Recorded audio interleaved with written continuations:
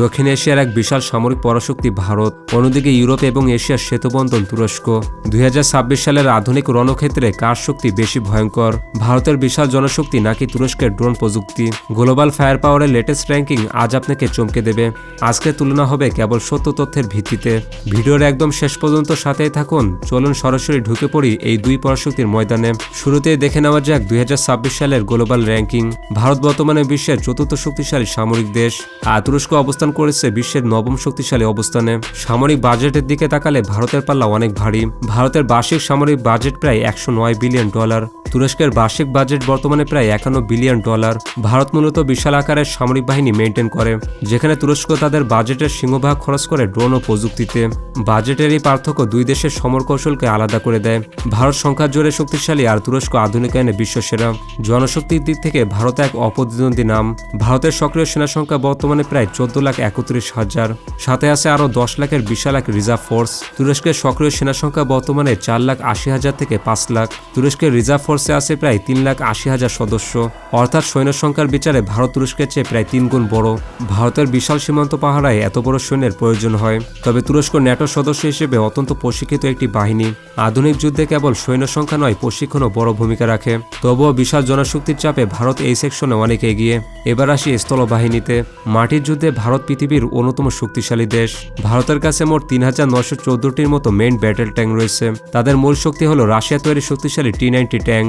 তুরস্কের কাছে ট্যাঙ্কের সংখ্যা প্রায় 2,284টির মতো। তাদের আল্ট্রা ট্যাঙ্ক বর্তমানে পৃথিবীর সেরাগুলোর একটি। সাজোয়াজান বা আর্মেড ভেহিকেলে ভারত বেশ এগিয়ে। ভারতের কাছে সাজোয়াজানের সংখ্যা প্রায় 1,63,500টির কাছাকাছি। তুরস্কের কাছে প্রায় 98,000-এর বেশি অত্যাধুনিক সাজোয়াজান আছে। তুরস্কের তৈরি বিএমসি বা কিরপি গাড়িগুলো যুদ্ধে বেশ কার্যকর। গোলন্দাজ বাহিনী বা আর্টিলারিতে ভারত এক বিশাল শক্তি। ভারতের কাছে 5,700টির বেশি সেলফ প্রপেলড এবং টুয়েট কামান আছে। তুরস্কের কাছে কামানের সংখ্যা প্রায় 1,700টির মতো। রকেট প্রজেক্টরের ক্ষেত্রেও ভারত সংখ্যার দিক থেকে এগিয়ে। ভারতের আছে প্রায় 300টি মাল্টিপল রকেট লঞ্চার সিস্টেম। তুরস্কের কাছে রকেট লঞ্চার আছে প্রায় 237টির মতো। তবে তুরস্কের T-300 কাসেরকা রকেট অত্যন্ত নিখুঁত। দূরপাল্লার কামানে ভারত রাশিয়ান ও দেশীয় প্রযুক্তি ব্যবহার করে।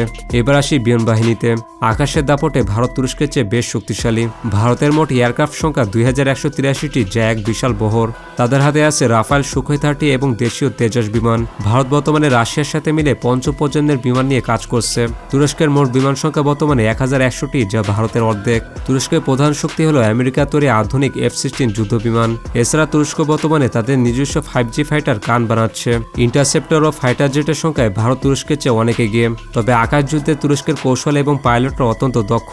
তুরস্কের বিমান বাহিনী মূলত ন্যাটোর স্ট্যান্ডার্ড অনুযায়ী প্রশিক্ষিত। এবার দেখব ড্রোন শক্তি ও আকাশ প্রতিরক্ষা।